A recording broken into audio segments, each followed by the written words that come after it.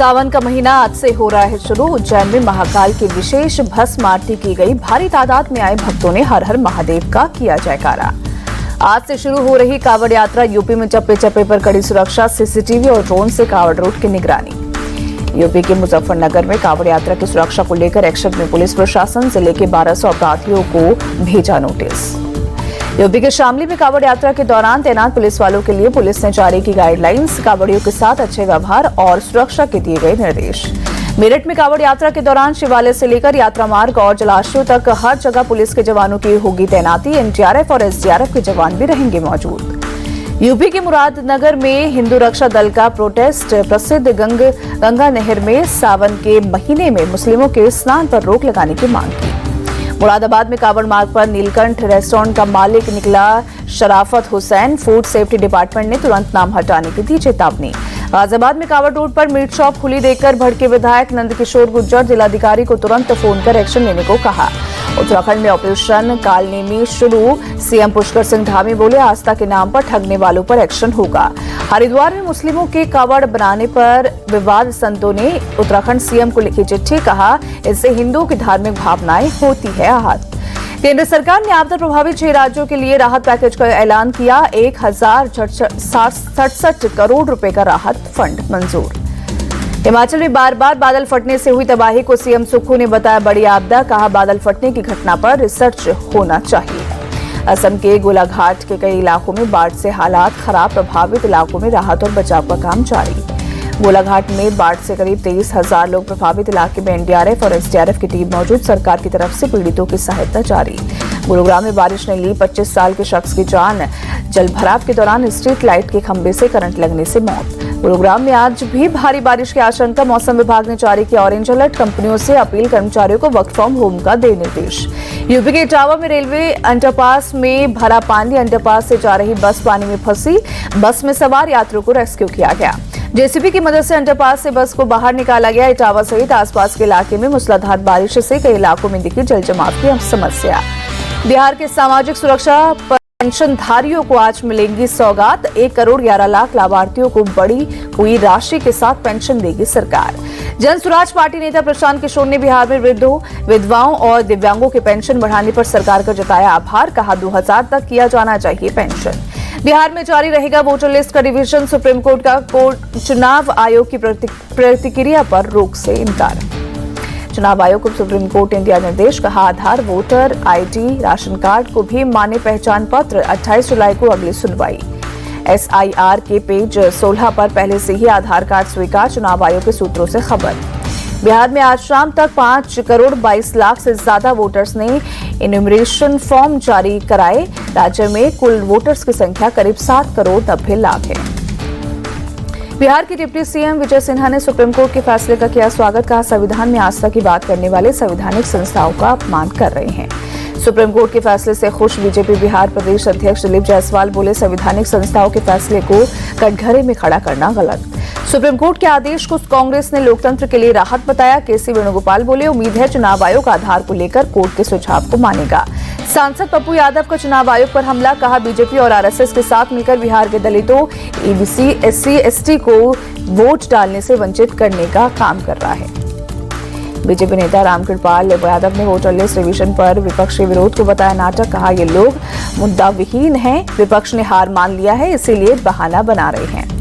Supreme court के voter list revision पर फैसले को जेडीयू नेता राजीव रंजन सिंह विपक्ष को करारा झटका बताया। चुनाव आयोग के काम में हस्तक्षेप नहीं करने के सुप्रीम कोर्ट के फैसले को लोकतंत्र की जीत बताया। पप्पू यादव को राहुल गांधी और तेजस्वी यादव के ट्रक पर चढ़ने से रोके जाने पर विजय सिन्हा ने साधा निशाना। कहा ये जमीन पर काम करने वालों का सम्मान नहीं करते, परिवारवाद की जिम्मेदारी करते हैं। बंगाल बीजेपी नेता शुभेंदु अधिकारी की मांग बिहार की तरह बंगाल में भी हो voter list revision. Voter list revision को लेकर टीएमसी ने बीजेपी को घेरा। कुणाल घोष बोले चुनाव आयोग का दुरुपयोग कर रही है बीजेपी।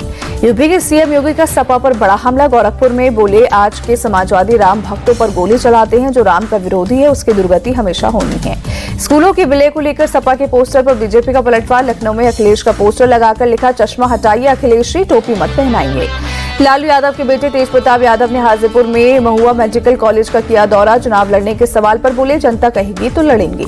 सीएम कुर्सी पर खींचतान के बीच बोले मुख्यमंत्री सिद्धरामैया, कर्नाटक में सीएम पोस्ट की कोई वैकेंसी नहीं, मैं 5 साल का टर्म पूरा करूंगा।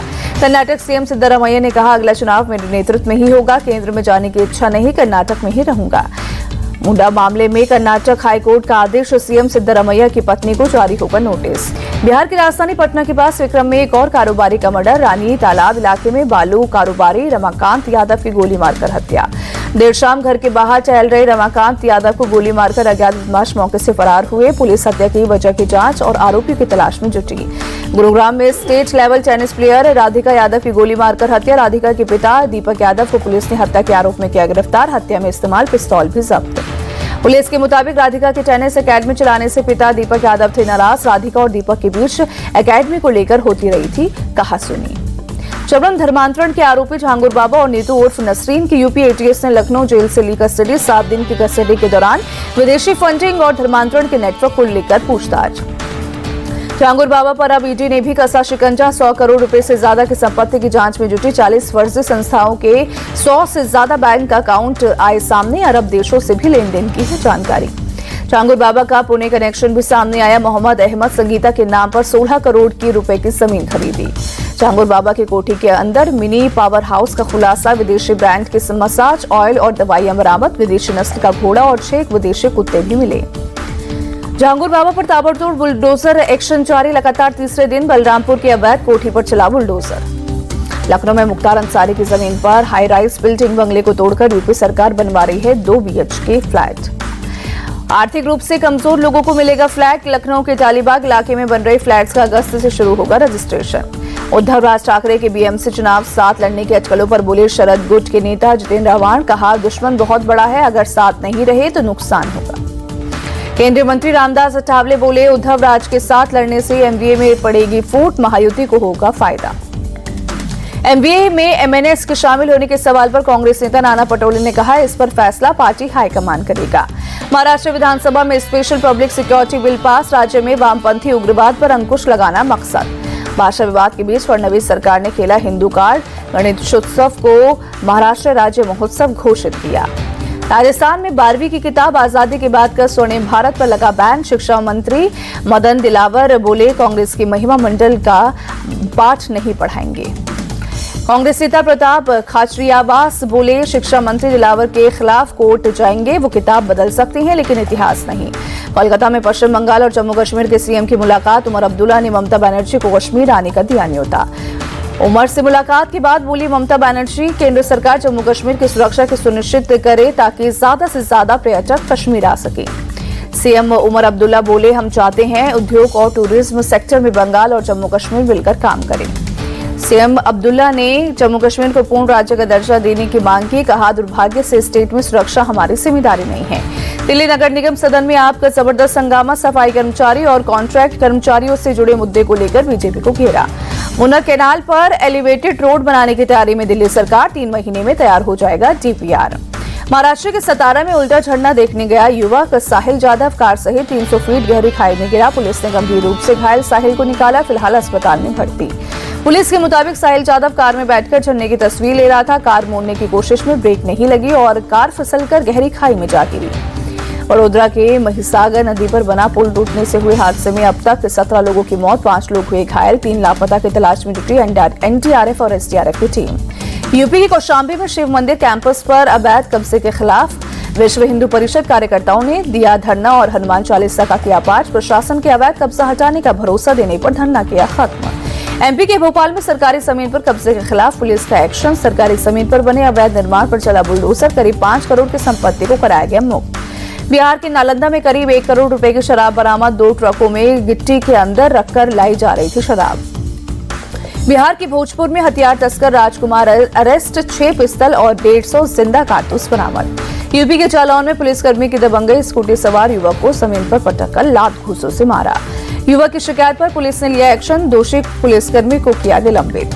इंदौर में अनिकेत बनकर मंदिर में आया मोहम्मद जिशान। हिंदू कार्यकर्ताओं ने पिटाई के बाद पुलिस को सौंपा। पंजाब के अमृतसर में ट्रक तस्कर पर एक्शन। कुख्यात ट्रक स्मगलर सौरभ प्रताप उर्फ सन्नी के घर पर चला बुलडोजर।